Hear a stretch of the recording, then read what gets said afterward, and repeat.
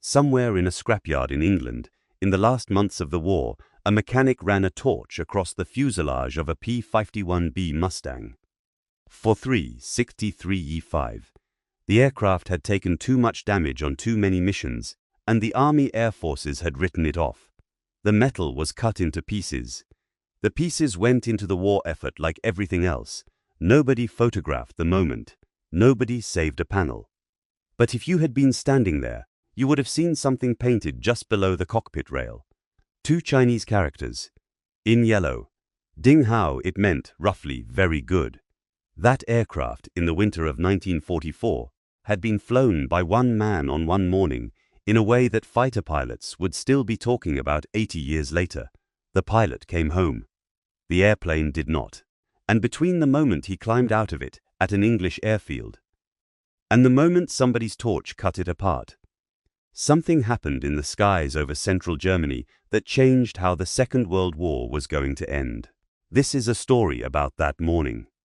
But it starts, oddly enough, with a math problem. In the fall of 1943, the officers running the American strategic bombing campaign out of England were quietly staring at a wall. They had spent 2 years arguing and losing men to prove that heavily armed bombers flying in tight formation could defend themselves against enemy fighters. The British had already given up on the idea. They bombed at night. The Americans bombed by day. Precision, they said, required daylight. Then came Black Thursday, October 14, 1943. 2nd Schweinfurt. 291 B-17s crossed into Germany to hit the ball-bearing plants. 60 came down inside the Reich. Another 17 were scrapped after they limped home. In one afternoon, the 8th Air Force lost around 600 airmen.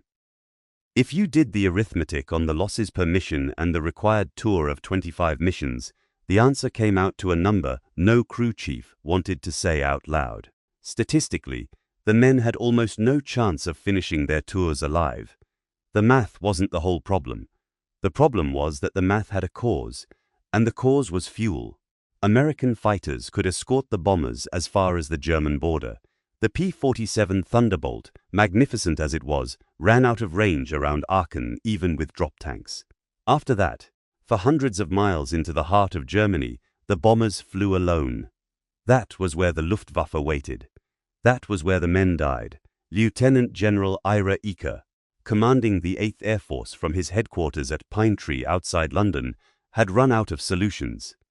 On January 6, 1944, a compact man with racing pilot's eyes stepped off an aircraft at Bushy Hall and quietly took command in his place.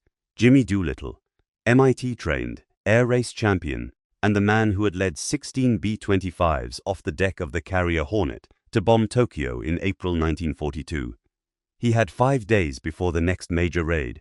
He was going to need every one of them. Now, here's where the puzzle gets interesting. The aircraft that could have saved those bomber crews already existed. It had existed for more than a year, and almost nobody in the American Army Air Forces had wanted it.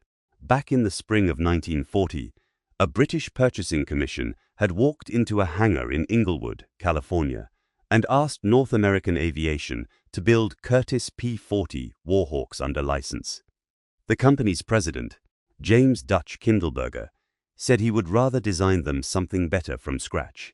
In 102 days, an unpainted airframe was rolled out of the factory. It had a razor-thin fuselage, a laminar flow wing, and a belly-mounted radiator that engineers had insisted would tear itself apart in flight. The British called it the Mustang. For 2 years, the aircraft was a footnote. The problem was the engine. The Allison V-1710 in its nose made fine power near the ground, but above 15,000 feet, it strangled. The American Army looked at the airframe, saw the wrong power plant, and shrugged. They ordered a small batch for ground attack. They moved on then. On April 30, 1942, a Rolls-Royce test pilot named Ronald Harker climbed into a Mustang at RAF Duxford. He flew it for about half an hour. He landed, and he wrote something down in his report that changed the shape of the war. The airframe, he said, was among the finest he had ever flown. The engine was the problem. Put a Merlin in this aircraft, Harker wrote, and you'll have the best fighter in the world. the Merlin. The same power plant that had won the Battle of Britain in the Spitfire. A Packard-built version was married to a Mustang airframe by the end of that year. When the test numbers came back, they stopped arguments in rooms full of engineers. 440 miles per hour at altitude, 20,000 feet in under 6 minutes, and, with drop tanks, a combat radius that could reach Berlin and come home again. By November 1943, the first squadrons were forming up in England. All they needed were pilots. And here's where the story picks up its last thread. Because the man who was going to make that airplane matter had, in a sense, been in training for it since he was a small boy watching Chinese soldiers march past his family's house in Canton. His name was James Howell Howard. He was born on April 8, 1913, in a coastal Chinese city, the son of an American ophthalmologist teaching eye surgery at a mission college. He grew up between two worlds. He spoke Mandarin as a child. He came home to California for school, went to Pomona College, and earned his wings in the United States Navy at Pensacola. In 1941, a retired Army captain named Claire Chennault made him an offer. Fly for the Republic of China, fight the Japanese. Do it for good pay and long odds. Howard resigned his Navy commission and boarded a ship. 2 weeks after Pearl Harbor, he was flying combat over Burma. In the skies above the country of his birth, he shot down 6 Japanese aircraft.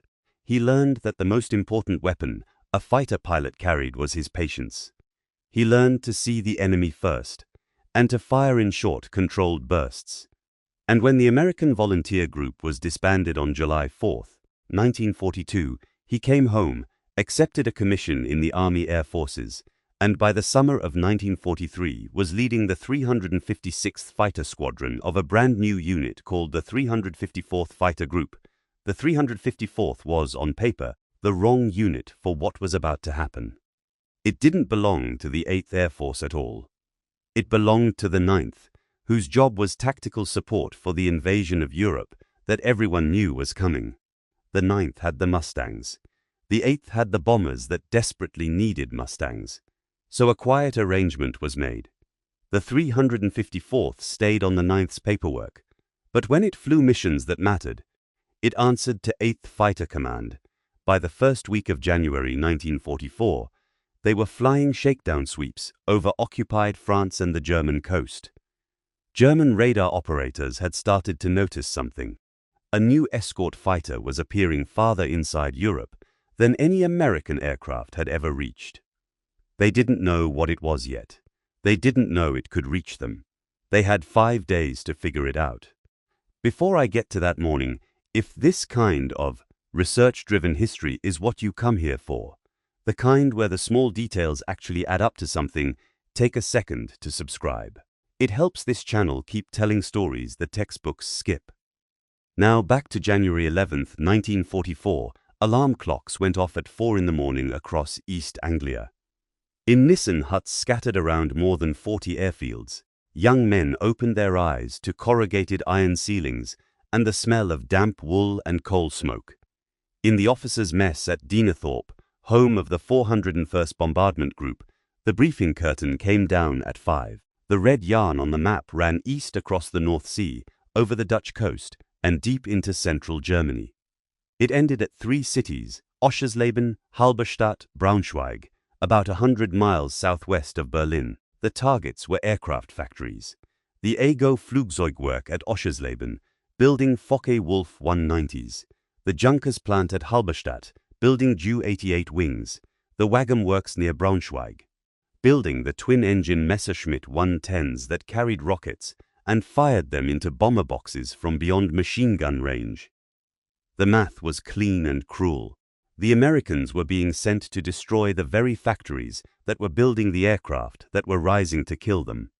40 miles east, at Boxted, 49 pilots of the 354th Fighter Group got the same briefing at the same hour. Their target was different. Their job was to keep the bombers alive. 663 heavy bombers lifted off in the pale winter dawn. If you have ever stood on a runway in the English winter, you can picture the scene. Mist across the grass, frost on the taxiways, the engines of a B-17 spinning up, in the cold sound like something ancient being wakened against its will. Multiply that by more than 600. By 9 o'clock, the formation was crossing the Dutch coast. Then, the weather failed. The forecast had promised broken cloud. Instead, unbroken layers of overcast rolled in from the northwest, higher than the bombers could climb. Escort fighters were losing sight of their charges. Bomb groups were losing sight of each other. At Pinetree, staff officers made the call. Recall. 2 of the 3 bombardment divisions turned around and started for home. The 1st Bombardment Division did not. At the front of the 1st flew a B-17 carrying a 39-year-old brigadier general named Robert F. Travis. Georgian, West Point, tall and hard-jawed, one of the youngest general officers in the American Air Arm. The recall order reached his radio. He read it. He looked out through the cockpit windows at the 238 bombers strung behind him. He weighed the risk of turning that mass of aircraft around inside German airspace, breaking the defensive box, exposing every bomber to the Luftwaffe individually. Then he chose. Press on. Historians have argued about that call for 80 years. Some have called it courageous. Others have called it something colder. What is certain is that when General Travis chose to continue toward Oschersleben, 238 bombers stayed with him, and 60 of them were not going to come home. Below them, the Luftwaffe was climbing. Jagdgeschwader 1, Jagdgeschwader 11, Zerstörergeschwader 26, with its rocket-armed Bf-110s. The German plan hadn't changed in months. Wait for the little friends to turn back. Then hit the bombers from long range with the mortar shell rockets. Break the formation. Send in the single-engine fighters through the wreckage to finish the survivors. At exactly the moment the German fighters expected, the P-47 Thunderbolts began peeling off toward home. Fuel gauges bit. The Thunderbolts dove away west, leaving the bomber stream naked. The Bf-110s leveled off 10,000 feet above the formation and opened their rocket tubes. That was when the second escort arrived. 49 Mustangs came down through the overcast and cut straight through the German attack formation before the German pilots understood what they were seeing. Colonel Kenneth Martin, commanding the 354th, picked out a Bf-110 and closed on it from behind. What happened in the next few seconds has never been fully resolved. American witnesses said Martin closed too fast and couldn't break off. Some accounts have suggested he chose to ram rather than let the target escape. His Mustang and the Bf-110 came apart together in a fireball a mile across the sky above Halberstadt. Martin bailed out at high altitude, drifted down through the freezing German air, and was picked up by local police within hours. He spent the next 16 months as a prisoner of war. He would come home. The commanding officer of the 1st Mustang Unit in the European theater had just been taken off the board on his group's biggest day, and nobody in the American formation knew it yet. The dogfight spread across 100 miles of sky. And here, for the first time in the war, something started happening that Luftwaffe pilots had never seen.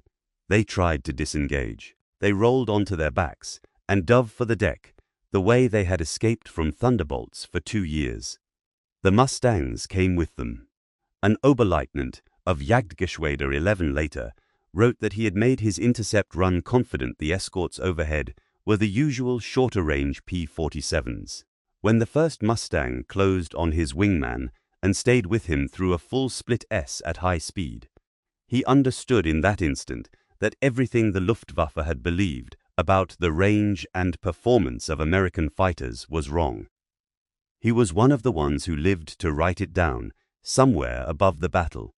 One Mustang lost its group. James Howard had made his first pass on a Bf-110, climbing toward the bombers, fired a short burst, and watched it roll onto its back trailing black smoke. When he pulled up looking for his wingman was gone. Below him, in a long gleaming line in the winter sky, the B-17s of the 1st Bombardment Division were still driving east toward Oschersleben, and coming in from the north, in loose finger four formations, were German fighters. Howard started counting them and stopped at 30. There were no other American fighters in that patch of sky. He pushed the stick forward and dove. The bombers below him belonged to the 401st Bombardment Group. Their lead pilot was named Allison Brooks.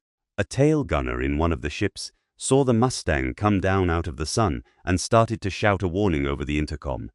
Then he realized what he was looking at, a single P-51, alone, attacking. Howard picked out a Focke-Wulf 190, setting up a run on the lead bomber. He closed to firing range and squeezed the trigger. 2 of his 4.50 caliber machine guns fired. The other 2 did not. He didn't know it yet, but he had just met the great flaw of the early P-51B. The 4 guns in the thin laminar flow wings had been mounted at an angle to fit the airfoil. Under the stress of high-G maneuvers, the ammunition belts twisted in their feed chutes. The guns jammed. 2 of his 4 guns were already gone. He kept firing anyway. For roughly the next 30 minutes, James Howard did the only thing that could be done. He kept flying at them. Climb, pick a target, dive, fire whatever worked, break off, come around again. When 1 gun jammed, he used the other 3. When those jammed, he used 1. When he had no guns at all, he still made the pass. German pilots saw an American fighter turning into them and broke away. They didn't know his belts were twisted. They only knew that if they didn't evade, they might die. Inside the B-17s, gunners and navigators and bombardiers watched through scarred plexiglass. They saw a single Mustang appear out of the clouds and stay. They saw it climb, dive, fire, and climb again. They didn't know the pilot's name. They couldn't reach him on the radio. They could see, painted in bright yellow on the side of his aircraft, 2 Chinese words, Ding Hao. By some counts, Howard made 6 attack passes. He was later credited officially with 2 confirmed kills that morning and probably a 3rd. He kept the German fighters honest all the way to the target. The bomb bay doors ground open. The bombs fell on the AGO factory below. The formation turned for home. Howard turned with it, flying escort on the north flank all the way to the Dutch coast, until the last Bf-109 broke off pursuit, and he set the Mustang down at Boxted just before 3 in the afternoon. 60 American heavy bombers didn't come home that day. The 401st lost 4. Without the man in the Mustang, they would have lost many more.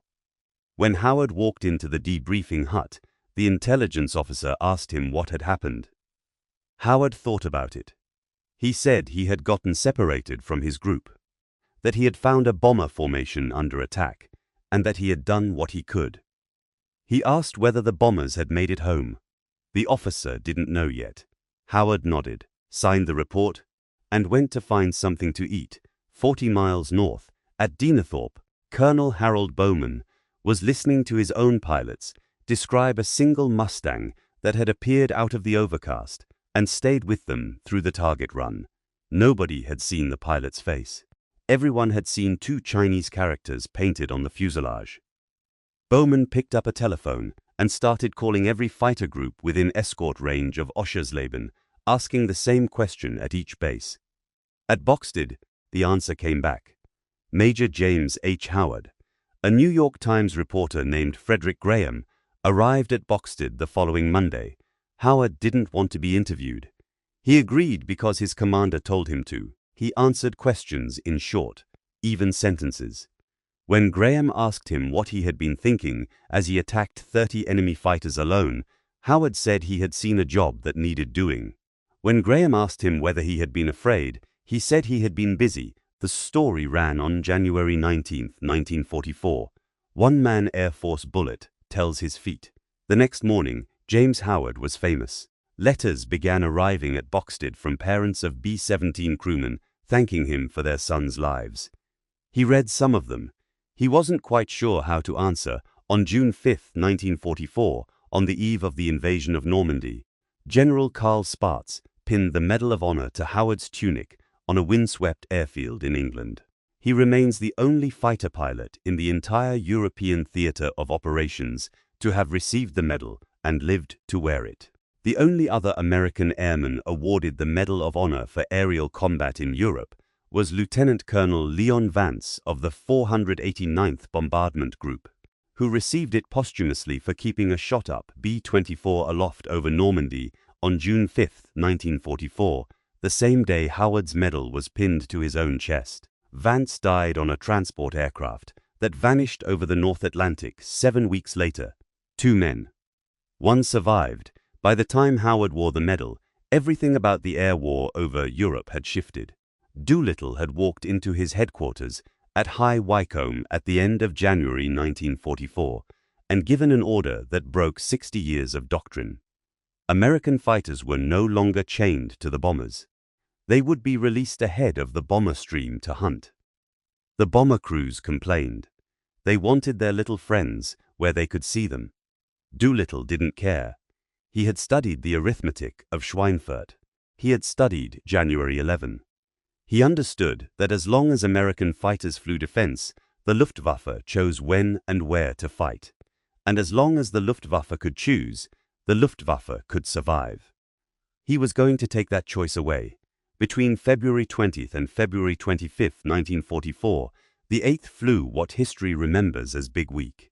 6 days of sustained assault on the German aircraft industry. On March 6, the first major American raid on Berlin cost 69 bombers and destroyed 80 German fighters. The Luftwaffe kept rising to fight. It kept dying. By the summer of 1944, 14 of the 15 fighter groups in the 8th Air Force were flying Mustangs. Adolf Galland, the Luftwaffe's general of the fighter arm, was blunt about it in his memoirs. The appearance of long-range American escort fighters, he wrote, was the decisive factor in the defeat of the Luftwaffe, not the bombing itself. The German aircraft industry actually reached its highest monthly production numbers in September 1944. The Germans weren't running out of airplanes. They were running out of men who could fly them, and the men who could fly them had been killed in the sky over their own country by escort fighters that didn't turn back.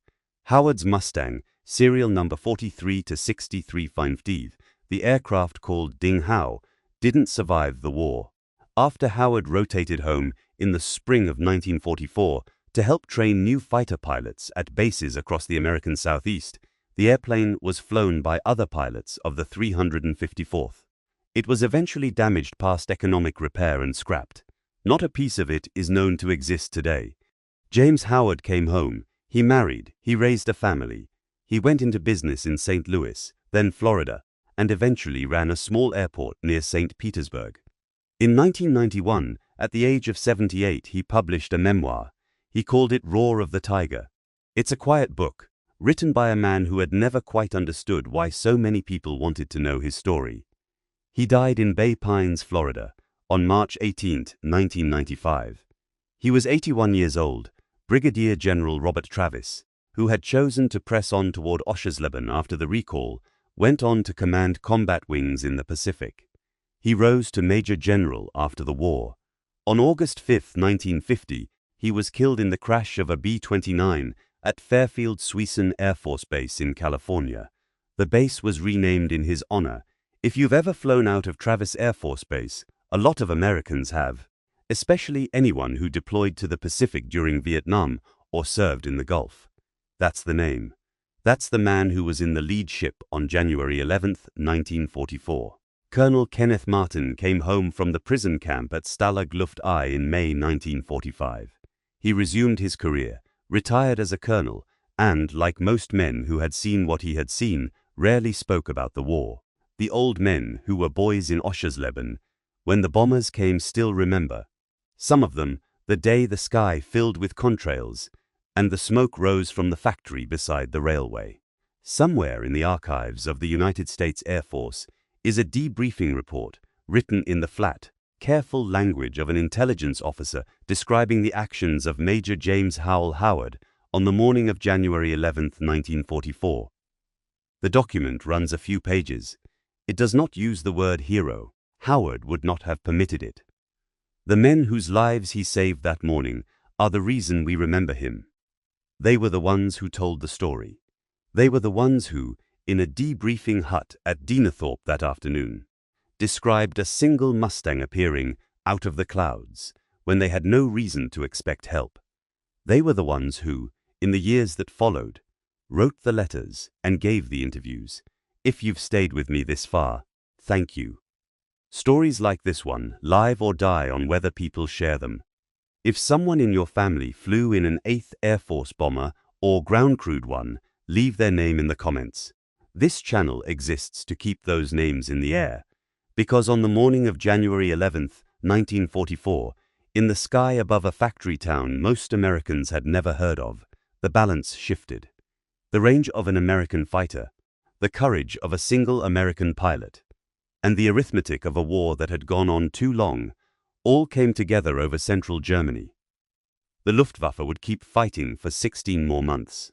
But the men who flew that day understood what had happened.